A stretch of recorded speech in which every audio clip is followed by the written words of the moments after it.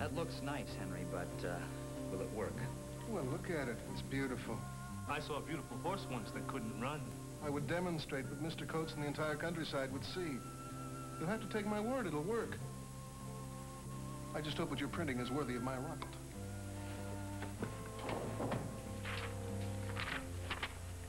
Citizens of a new America, this is your revolution. Join it. Signed, the Yankee Doodle Society. It seems to be much ado about nothing. There are only 200 people in Chester. What possible effect could it have on the war? Who said anything about Chester? We're going to Philadelphia. Then you spoke to General Lafayette? Yes. He feels that these leaflets will have a much more important effect there. When the citizens of Philadelphia read this, they'll know that there are still people fighting for independence. They won't lose hope. And there will be many there who will want to join the fight. But Philadelphia? Jeremy, the British have a very large garrison there. Then they'll read it too.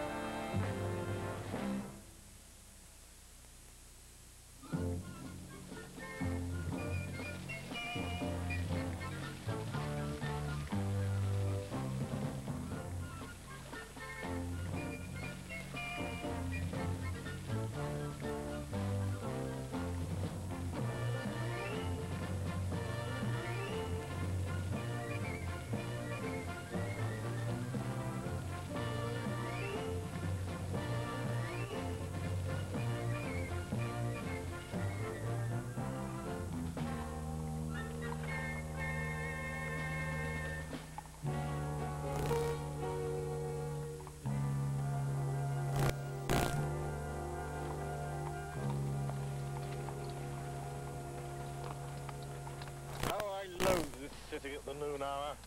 Oh, really? Actually, I find it quite a pleasant place, sir. Now that it's ours. Oh, so you think it's ours, do you? It's not the revolutionaries in uniform I worry about.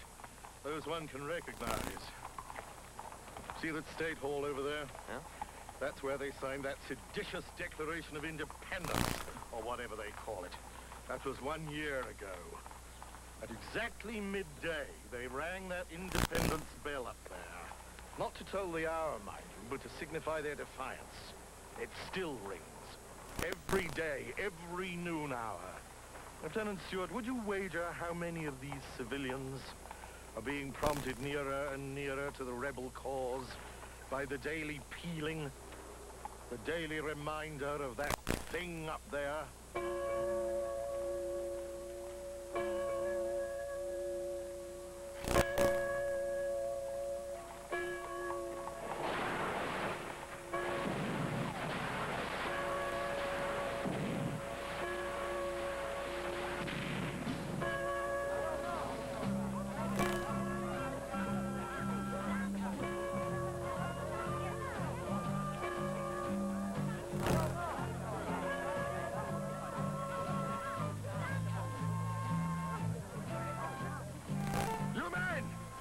Every building, every rooftop, call the guard to seal off the street.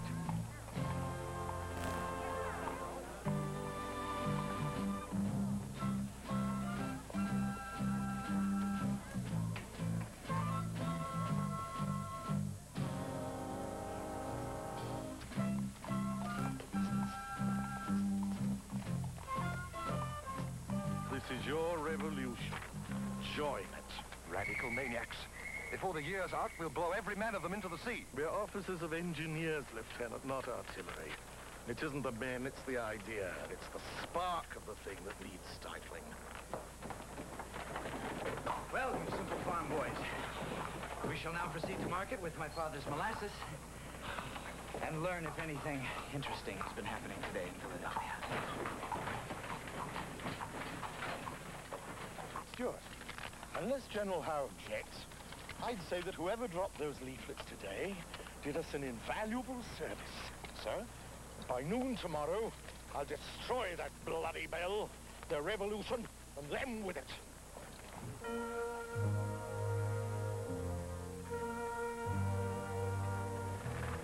Well, gentlemen, I would say it was a profitable afternoon in the big city. Jeremy, would Mayor Larkin really be so shocked to find out that his son was an active revolutionary? My father would be shocked to find out that I was an active anything.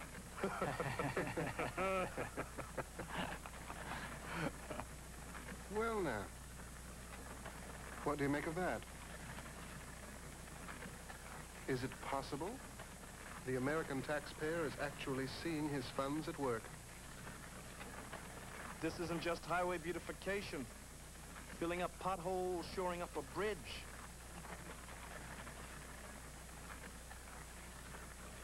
You can stop right there, my lads. We've been looking for you three. For us? For you. Just head along to the bridge. We're on our way back to Chester, Corporal. Right now, you're on your way to give a bit of time and muscle in His Majesty's service. Objections? No, sir. Right, follow me. Something unusual brewing here. They never impress road travelers for labor.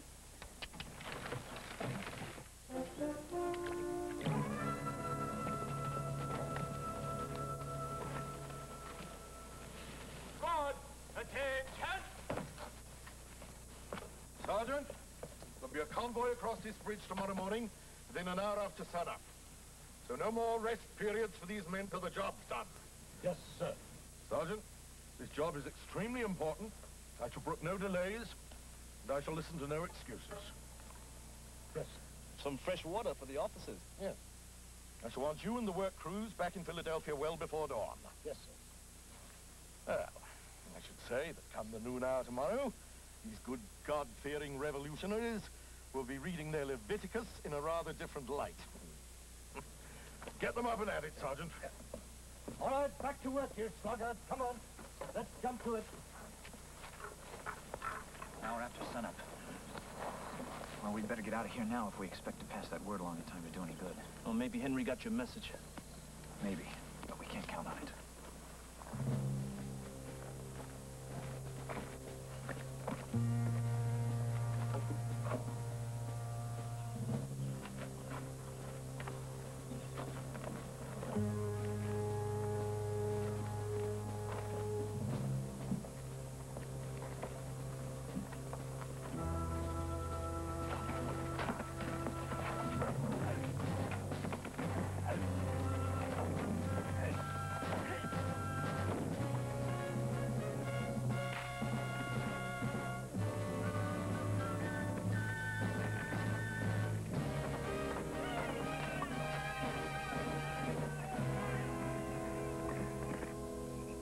It sounded to us, sir, as if they were bringing something out of Philadelphia rather than into it.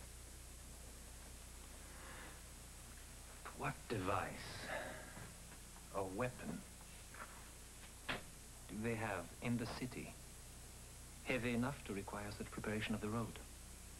The bridges. And you heard nothing further, Jeremy? No, sir, not that I can remember. Just that Leviticus business. Ah, yes, I'd forgotten that.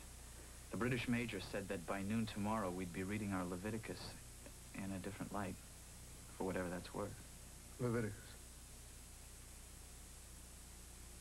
The inscription.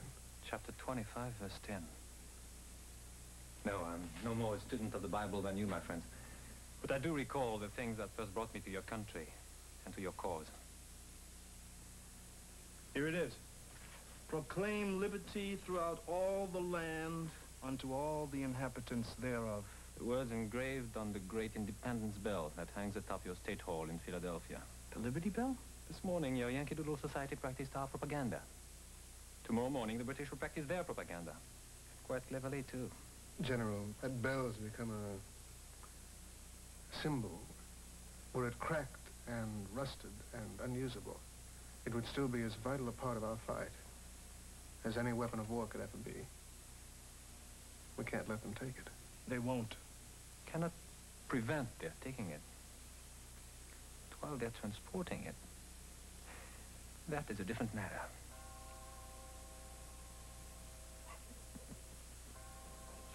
Quietly, men. Quietly.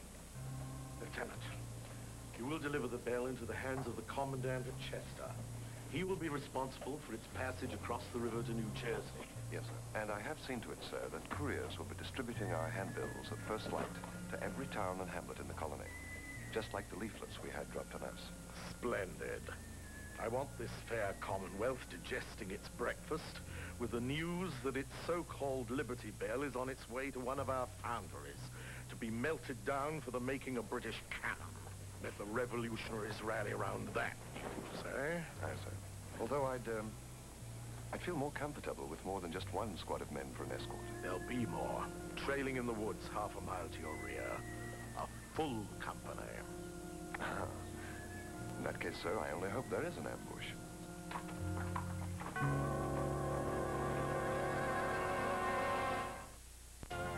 We better warn the General. We simply have not the men to go against such a force, even from ambush. I'm sorry, my friends. We know that, General, and we have a suggestion. That column has to pass a crossroads before it reaches Chester. And what if a column of soldiers from Chester Garrison, who weren't really soldiers from Chester, were to meet that column and receive the bell before it ever reaches the dock outside town? And take it in the wrong direction? And deliver a somewhat different bell to the new commandant waiting with the soldiers at the dock. Quite simple, really. Simple. It's already almost 8 o'clock. We'll reach the dock well before noon. Can such a plan be worked out and executed in such a time? And with the General's permission to try. And a few of his men to try it with? You mean, while the General remains here, bored to tears by inaction? They also serve, who only stand and wait, sir. Sergeant, you will provide me with civilian clothing at once.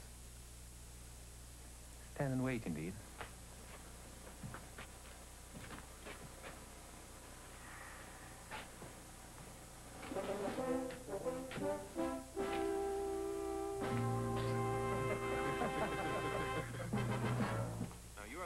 Chester, Mr. Larkin. With that in mind, might you not soften your ardor a bit before addressing your own council? If my ardor was soft, I wouldn't be mayor of Chester. Now tell me, Reverend Wells, do you endorse what is printed here? The confiscation of the bell that's part of our heritage of the Commonwealth?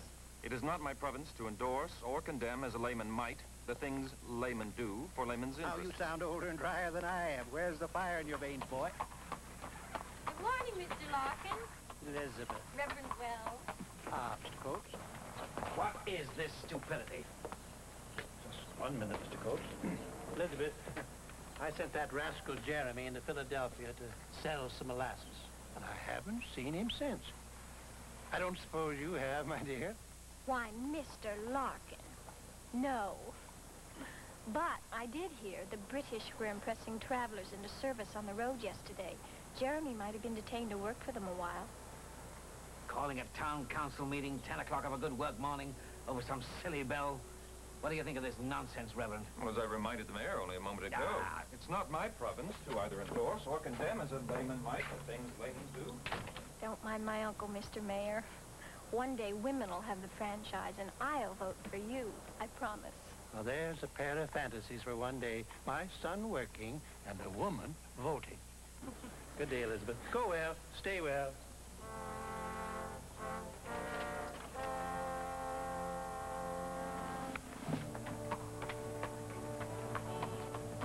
The demonstration I urge is not against the government, but rather a peaceful protest against the destruction of a coveted possession of the people. The people are British subjects, Mayor Larkin.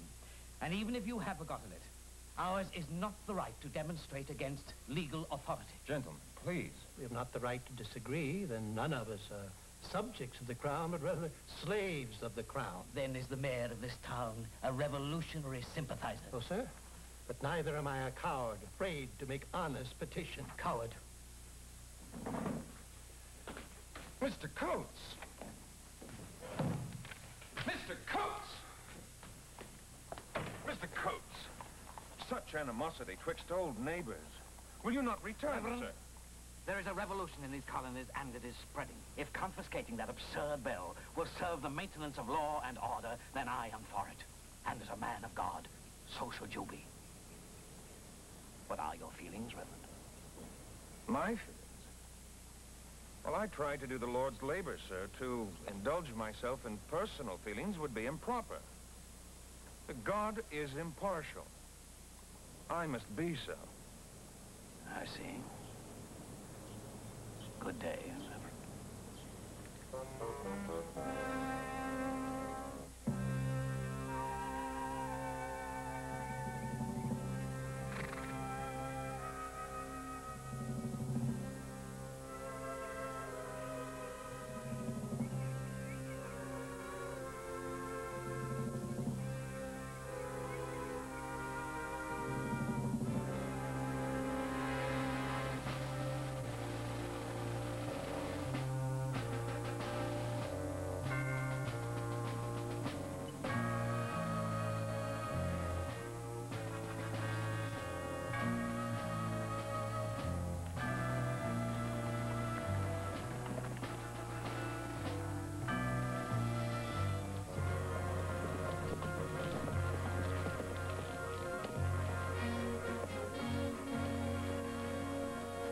I got here as fast as I could. Will your uncle be staying in town? Yes, your father called a town council meeting. Jeremy, what in the world? My friends will be needing your barn there for a bit, and that wagon that your uncle's so proud of. Jeremy, will you please just tell me? Now, Elizabeth.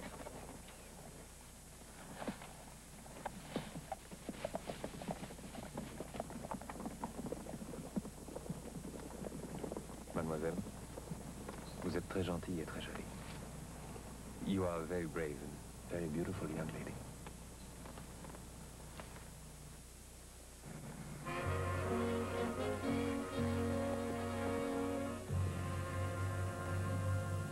We've got less than 2 hours to build ourselves a Liberty Bell. Now, for the shape. A solid mound of that hay with a skeleton of plow handles. On this wagon right here, I think. I don't know, Henry. What if we can't do it? We'll do it. Hey, plow handles. Tell you the truth, the whole thing seems a little... Isaac, I am your friend. Please have the goodness not to throw reason and logic in the path of a visionary.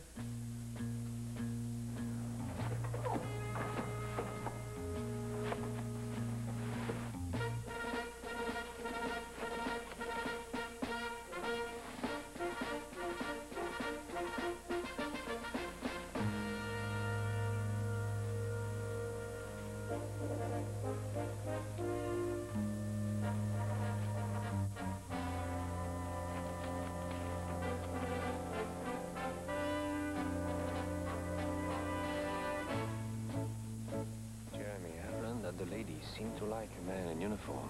I've heard that, sir. I don't think it's for me. Sergeant, are you as curious as I am to see what young Mr. Larkin would look like in a British uniform? Yes, sir. Boys, check the supply tent. We'll relieve those tired sentries. Jerry, Why don't we pay them a little visit?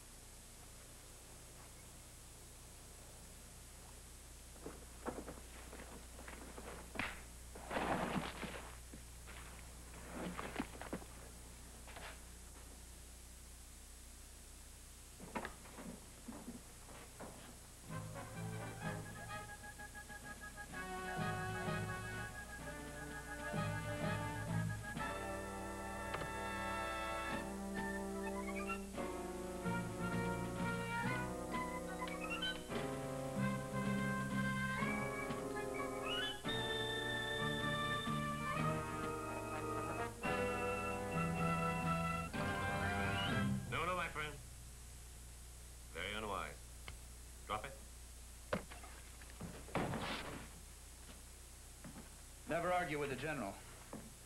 Looks to be about your size, sir. Not big enough.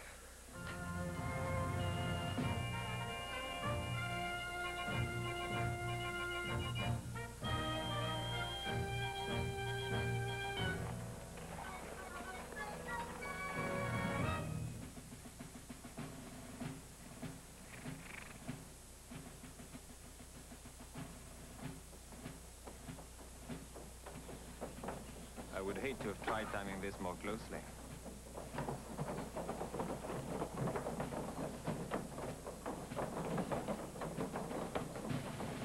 Lieutenant Blake, Chester Garrison. Stewart, 43rd Engineering. What are you doing way out here, Blake? Courtesy of the garrison, Lieutenant. Our new commandant suggested that we take that monster off your hands here at the crossroads. You and your men are free to take the direct road into Chester. Have a pint or two to wash the dust out. Where is your commandant? Captain Shelby, I believe. Shoreham. Tough one he is. Down at the dock already, bedeviling the ferrymen about ropes and pulleys and whatnot. I see. And the rest of your men?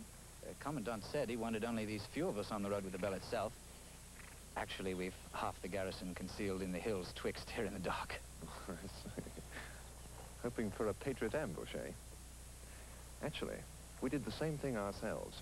Got 50 men in the woods back of us. Oh, quite. Bevins, ride back and tell the trailing company we've been relieved.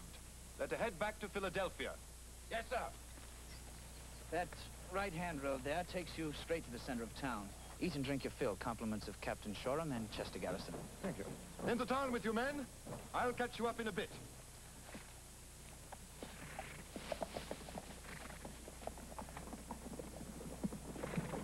You're not joining your men, Lieutenant? Well, of course not. His orders of mine are for the Commandant himself. You know that. Of course, of course. Actually, though, to personally witness the send-off of this simple of revolutionary misfits is well worth the foregoing of a pint of ale. Orders or no orders. Ah, yes. Yes, indeed. My sentiments exactly, Stuart. Really?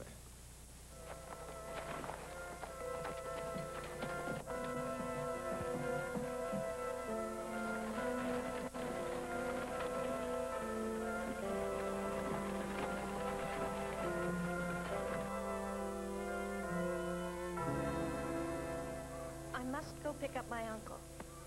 If he should find you here... He won't. Thanks again, Elizabeth. It's tall enough and heavy enough. Now we have to find some canvas to cover it with.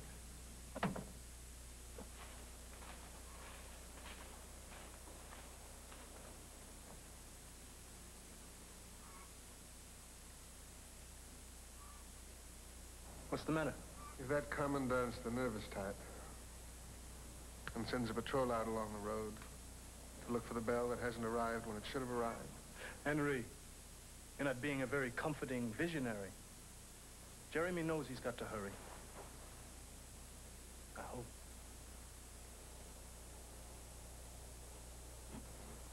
The bell should be here any moment. Now, these Philadelphia troops are spit and polish regulars.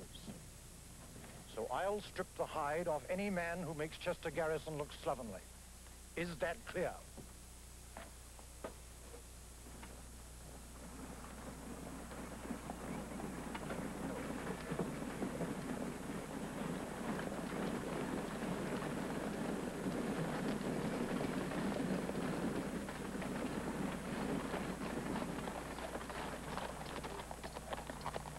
We'd best cut across here.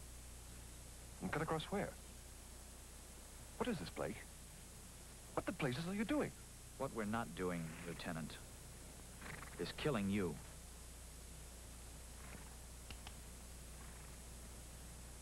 Unless we have to.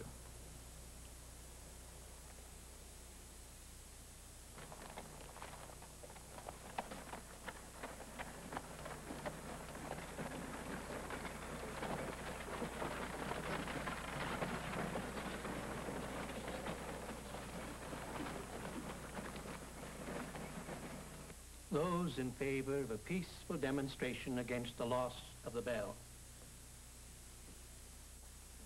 2 in favor. Those opposed? 2 opposed, and 1 abstention. And 1 abstention. So be it. We do nothing. 1 pint only now, lads. Lieutenant Stewart, the Wanderer. Their eyes for midday.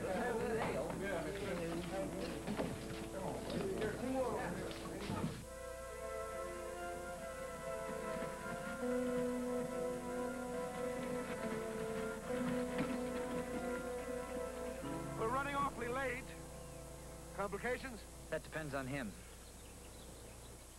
Couldn't find enough canvas. We'll have to use the cover off the real bell. You're laughable, the lot of you. You'll never pass that haystack off of the bell? Our concern was passing one of ourselves as you at the dock, especially since some of the faces here are known in Chester. But now we will not have to try. You will. Will I? I'll tell you what I'll try, sir. I'll try seeing that bell melted down into cannon and firing it down your scurvy throats one day. Lieutenant, we're not comfortable with violence, nor with imposing our will upon others. But don't mistake reticence for indecision.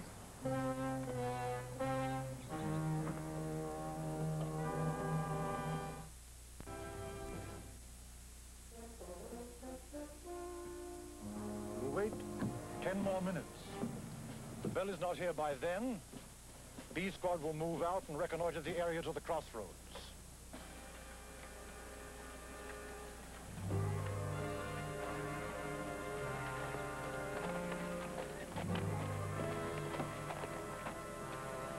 A huge bell.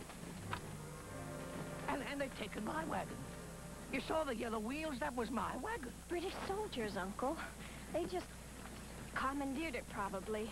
They'll bring it back. But the bell, that was the bell. And why should they take that into the wood with no guard at all? Turn around. Where are we going? To the British barracks. If the commandant knows about this, fine. If not, then someone's just made off with that cursed Liberty Bell. If there were a legitimate delay, we'd have been informed. I must therefore assume that the column has met with difficulty. B Squad and C Squad will reconnoiter the...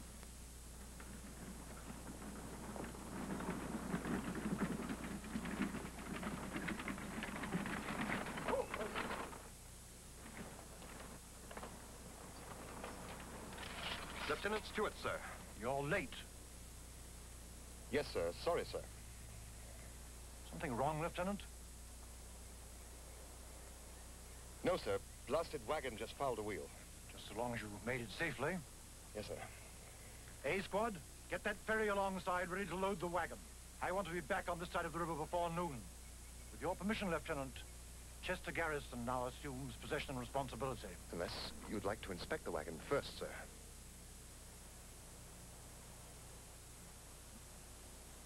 No, I don't believe so.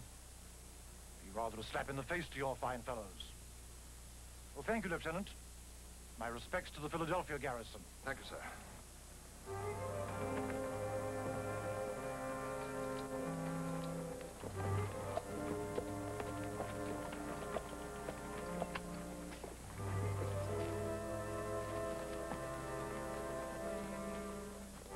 Esak's down the road with the bell. Those foundrymen in New Jersey are going to get quite a shock, receiving a haystack for melting. Nothing for the shock you scum are due for. Lieutenant, you've acted with reason this far. Do not spoil it now. Who the devil are you? General Lafayette. At your service. General Lafayette. You talk of reason. I know of no legitimate officer who'd care to reason with a general who joins the very rabble he commands. Henry, will you escort this legitimate officer to the rear?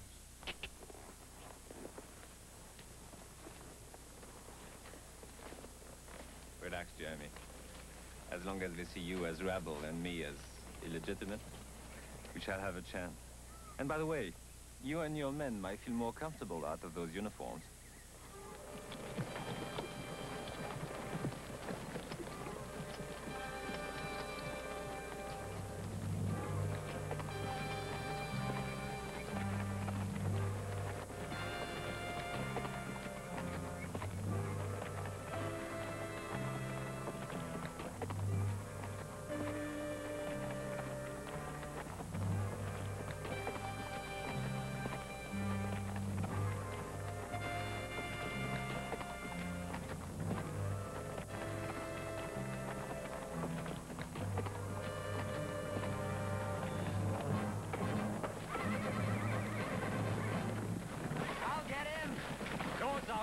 Our duty is the bell.